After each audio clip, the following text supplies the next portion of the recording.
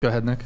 I don't have goals. I don't have ambition. I only want to be attractive. I only want to look good. I just want to be sexy. Fuck everything else. Nothing else matters. I just want to be pretty. I don't care. I don't care about shit. Do a replay, Nick, on it. Replay. Just and pause it, and then pause it. I don't have... So you say, me explaining to my parents that I just want to bartend and live my stupid little life until I get married and become a stay-at-home mom? Yeah. Is that what you're going for? Yeah, I feel like I said that. Like, I just want to be a mom. I wanna Okay. pour my entire life into my kids. But, I mean, do you think that a guy who is able to support a family on one income is going to want to marry a girl who spent her best years bartending and doing nightlife and living her best life and partying? Yes, 100%. You think so? Yes. Yeah. Look. Okay. Yeah. Look. I'm in that situationship for a reason. We want the same thing ultimately, and he can make me a stay-at-home mom. If you could lay it out on the table for us, some of the things that you look for in a man, and when you think about who's going to be the one who gives you his seed and you become a mother. Sorry to put it so vulgarly, but like, lay out for me some of the things that that are essential in a man. It is person by person. I don't have a type. I don't have like. Okay, let me do it for you then. Does he have to earn over 60K per year? For me to get what I ultimately want, they would have to be able to provide an entire household worth of income. So you're not Pay all the going bills. to work? Yeah, cool. So let's say that's probably like 120K. Right. Yeah. Does he have to be in shape? Can he be fat? I could be fluffy. Fluffy, or can he be fat? Like not fluffy. does he have to? Because you've been rocking with those football players and stuff. The bar's high. Does he have to be in good shape? No, does not have to be in good shape. Okay, cool. Can he be married? Well, no. Previously or currently? I was going to say Currently. previously. Currently? Oh, you no. think there aren't girls out there who are getting looked after? I was just trying to clarify. No, Yeah. definitely. No, I would not like to be a third. He can't be married? No. Yeah. Okay. What's the age range? What's the maximum and minimum? Oh gosh. Minimum, like, probably like 27.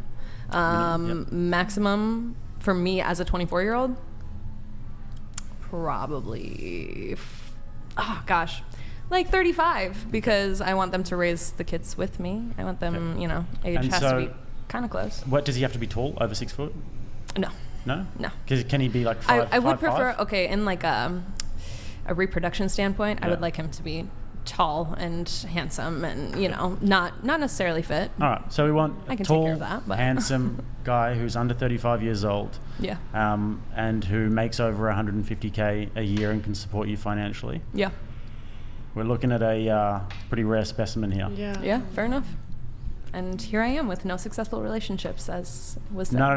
by Jen. I'm not trying to like highlight it to you too much, but like, Yeah. it's just that the expectation versus reality, and this is where I think that like a lot of girls don't think about this sort of stuff when you make certain decisions and when you think about what you really want in life. Because if what you really want in life is to be a mother, then.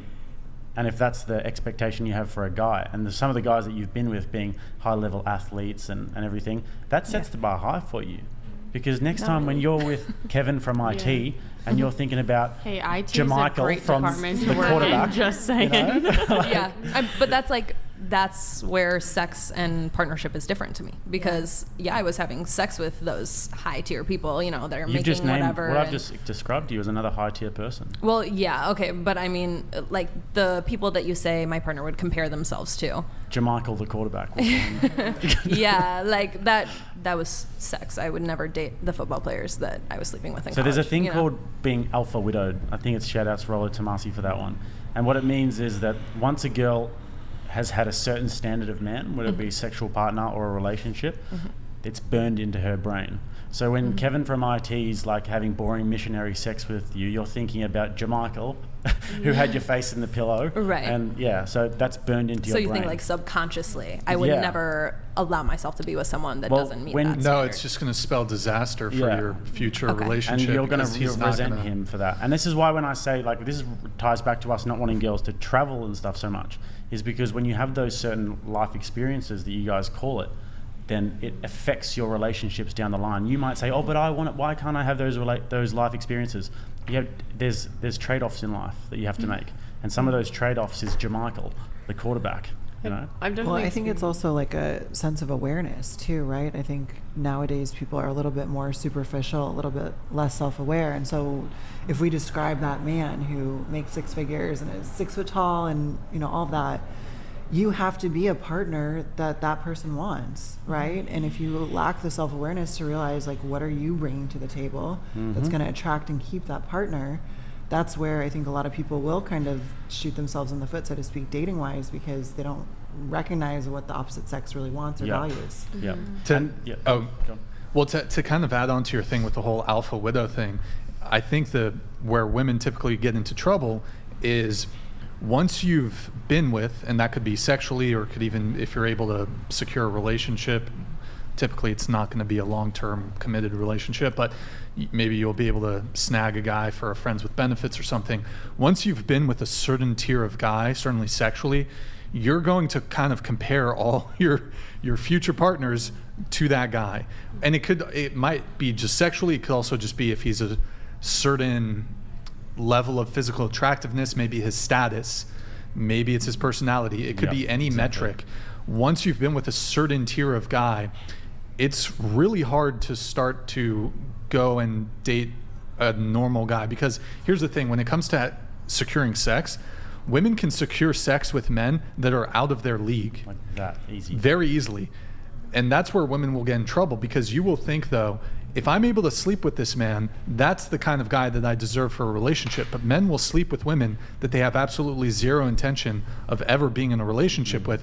So women will hook up with like really hot dudes thinking that's who I deserve for a relationship. You'll never get commitment from that tier of guy. You're going to start looking at the guys who are actually on your level, who are your looks equivalents, socioeconomic equivalents, etc. You will start viewing them as settling or even below you. You're not going to be satisfied in the relationship. You're going to be resentful. And the big difference, I would say, what, you disagree? Hold on, let me finish my point and then you can come in. So typically, I think for a girl to sleep with a guy, he typically has to at least be physically attractive enough for her to be in a relationship with him. The reverse isn't really the case, though. Men will sleep with women of a physical attractiveness level that they would never be in a relationship with. But for a girl, as long, like, for you to sleep with him, typically you'll make exceptions. For example, let's say you don't do one-night stands. You might do a one-night stand with a guy who's really, really fucking attractive. Whereas men will do the reverse. We'll have a one-night stand with a girl who's 2, 3. that's Absolutely. much less. Yeah. So it's kind of this reversal. Wingman if we have to, Yeah. So you had something? Just a small tidbit, but to me, it almost feels like settling to want your partner to have never experienced anything out of fear of not being adequate enough to meet their experiences. Well, I think it's a super valid concern for men, because as a normal dude, like, the amount of sexual opportunity that women get is fucking insane. Like, an average girl has the equivalent sexual optionality, the equivalent sexual pull as a male celebrity. Talking a professional athlete, rock star, musician, etc. Any single girl here at this table, if you were so inclined, could fuck multiple new guys a day. That equivalent in men is reserved for the top tier, less than 1% of men. Less than 1% of men can do that, whereas more than 50% of women could do that. I don't think that's what women necessarily want, but the reality is that, like, Drake is fucking regular chicks. He'll fuck a girl who has 1,000 followers on Instagram, who's relatively attractive. The reverse really isn't happening. Like, you don't have high status super, and I mean, there's a differential here because men aren't really drawn to women with status, but you'll have women who will move in circles with like hyper successful men, really attractive men, but you're never going to lock those men down for commitment. So then it's like, once you get with a top G, you're going to look at the average dude. You may be an average chick. You manage to fuck a top G once, whatever. You're going to look at the average dude and be like, eh. Yep. And the laundry list just grows longer and longer as well. Go ahead. I just don't agree. I You think that's fine. Like, yeah, I think like it's really focused around sex, at least the way you're putting it. Not even. And- I mean, it could also just be like what if you're fucking with a celebrity, he might be flying you out. You might go to his $1 million house, apartment. Yeah, it's like sex, money is like always the talking points you hear from this like man versus woman thing. Like there's so much more to Okay, human status. beings. Sure, let's talk status too. No, it's not status. Like, what do you offer outside of like just like money and looks and all this stuff? Like, who are we? Like, that's what I think like about like all this cheating stuff. Where it's like, oh, they might find like a sexier woman than me. It's like, but like I'm me, and so like I wouldn't want to be with someone that wouldn't want to be with me. So if you're like willing to hurt me to like fuck someone else, then like I'm not- this wasn't working anyway. But what specifically did I say though that you disagree with? I disagree with like I feel like a lot of the points you're making right now like revolve so much around like status, money, like looks, and I feel like there's so much more about people. You Can I really just love say- people. Not You to really women? love people. I mean, Same too. you are so interesting personality. Oh, thank you. You are so unique, and I wish you could go from where you are to a better place. And I feel like you and I have situation. similar values. You look deeper into people and you value more than. But like Yeah. Than just a surface this level. all of Yeah. like this talk is fine and everything, but at the end of the day, it's a dating podcast, and we look at it from a practical perspective. Well, I would hope so the more reason people why would is we feel the way it's I a it's feel like a than social this experiment that general it's a social experiment that Brian's been running, if I can say so. I know, it's harder to where, quantify where if we people have feel a like me. where we have a practical Sorry. conversation about the actual facts about dating. And this is the thing that why a lot of men watch podcasts like this is because Yeah. they're looking for practical advice. And practical advice is not, but you'll find your person one day, because we can't live in fantasy world like that. It's If not no, hold on a fantasy. second. If I go through my life in my 20s and I say, I don't want to work. I just want to sort of go around and just play games and smoke weed, and I'll find my person. My person, I can't do that, because in the real world, in the practical reality, that will be so glaringly obvious to me that I have no options with women. And I've been in that position before. And you can't avoid that. But unfortunately, girls and guys communicate a bit differently. If Brian started doing that tomorrow, I'd be like, Brian, sort your shit out. Like, why aren't you working anymore? Girls will say to each other, yeah, you go, girl. You do your thing. You go and, just be happy in you and love and hippy-dippy stuff. And unfortunately, when you guys get confronted with reality sometimes, it's a little bit harder to swallow. Can I just say, the based Christian conservative wanted to say something. I saw you Yeah, put I your just hand up. think that so the reason why I'm a virgin is because I feel like I don't want to compare somebody. I don't want to compare my husband to somebody else, like sex-wise. Like I don't want to see that image in them.